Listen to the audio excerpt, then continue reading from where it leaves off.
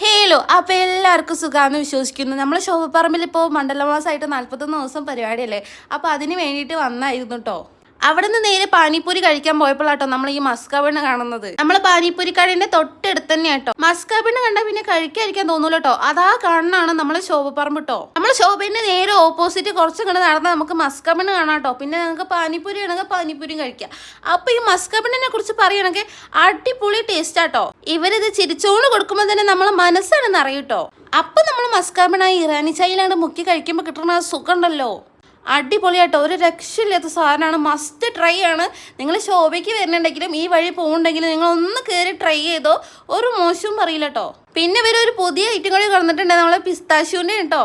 അതും നമ്മളൊന്ന് ട്രൈ ചെയ്ത് നോക്കിട്ടോ, അടിപൊളിയാണ്. രണ്ടും ഒന്നിനൊന്നിനെ മെച്ചെന്ന് മാത്രമേ പറയാൻ പറ്റുള്ളൂ. അടിപൊളി ടേസ്റ്റ് ആട്ടോ. ഞാൻ കൊതി മൂത്തിട്ട് ഒക്കെ കൂടി എടുത്ത് ചായയിൽ മുക്കാൻ നോക്കി, പക്ഷെ നടന്നില്ല കേട്ടാ. എന്തായാലും മോശമൊന്നും പറയാനില്ല, അടിപൊളിയാട്ടോ. അപ്പൊ ഇത് നടത്തുന്നത് ആങ്ങളെ പെങ്ങളും കൂടി ആട്ടോ. അപ്പൊ ഇവരിതിന് ചാർജ് ആക്കുന്ന മസ്കാബണ്ണിന് 40 രൂപയും ചായക്ക് 10 രൂപ കേട്ടോ. എന്തായാലും ആ പൈസക്കുള്ള വെർത്തായിട്ടുള്ള സാധനം ഉണ്ട് കേട്ടോ. എന്താ വെച്ചാൽ കുറേ ഫീലിങ്സ് ഉണ്ട്. അപ്പൊ എല്ലാവരും ട്രൈ ചെയ്തോ. ഞങ്ങൾ പോകുമ്പോഴും കുറേ ആൾക്കാർ അവിടെ ഉണ്ട് കേട്ടോ. അപ്പൊ നെക്സ്റ്റ് ഡേറ്റ്